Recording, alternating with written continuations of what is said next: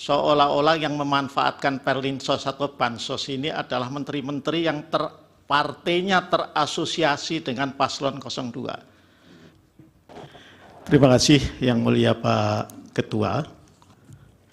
Terima kasih kepada Pak Menko PMK, Pak Menko Perekonomian, Ibu Menteri Keuangan dan Ibu Menteri Sosial atas paparannya tadi. Saya ingin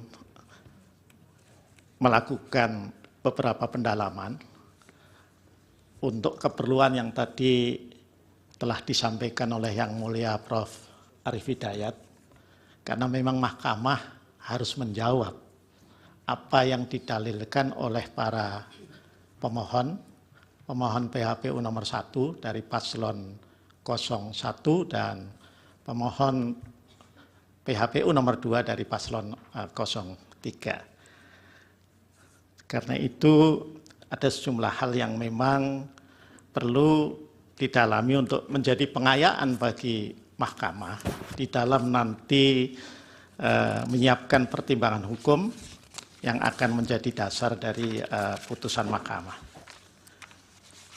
Yang pertama saya mohon perkenan pada Pak Menko, Pak Muhadjir.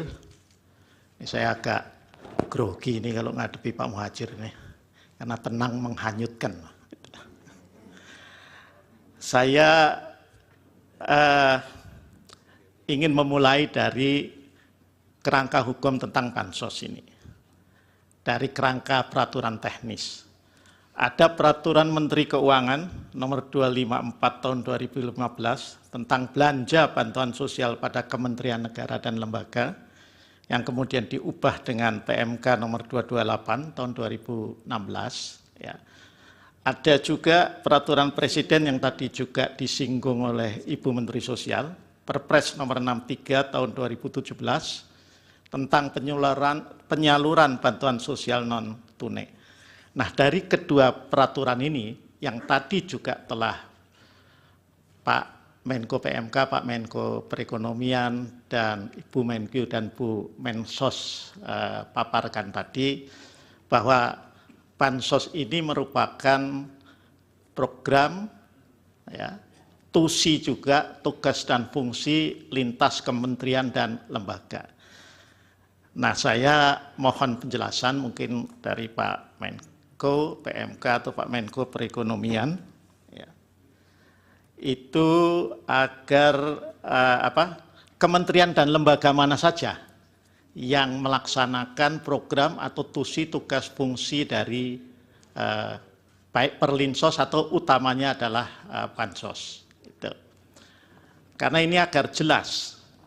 Karena kan selama ini kan terkesan bahwa seolah-olah yang memanfaatkan Perlinsos atau Bansos ini adalah menteri-menteri yang partainya terasosiasi dengan paslon 02. Padahal sekilas saya lihat Perlinsos atau Bansos ini kan ya juga ada di kementerian yang menteri-menterinya itu juga terasosiasi dengan paslon-paslon yang lain, baik paslon 01 maupun paslon 03. Jadi ini biar clear itu.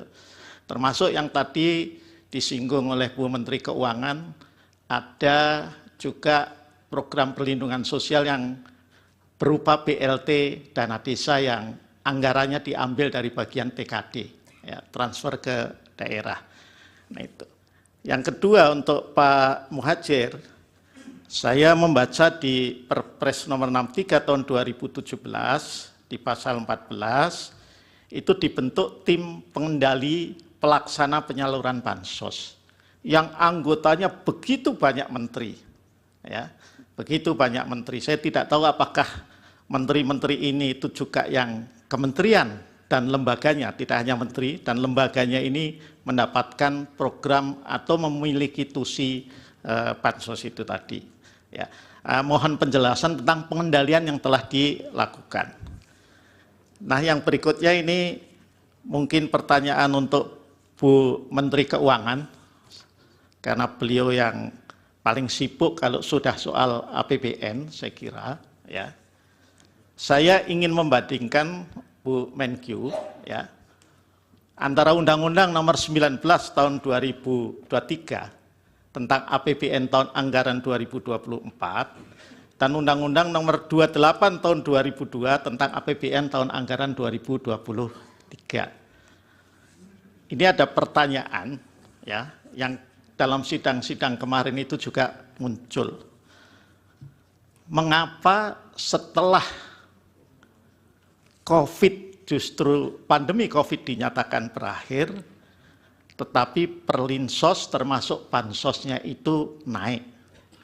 Sebagai gambaran, pada awal COVID ya, tahun 2020, anggaran Perlinsos ini 498, puncak COVID 2021 468,2, kemudian ketika tahun lalu 443,4 triliun 2023 dan kemudian ini kembali naik 496. Tadi sih memang sudah dijelaskan karena faktor El Nino, tapi apakah itu hanya satu-satunya faktor? Karena prasangkanya suudonya ini dikaitkan dengan pemilu 2024.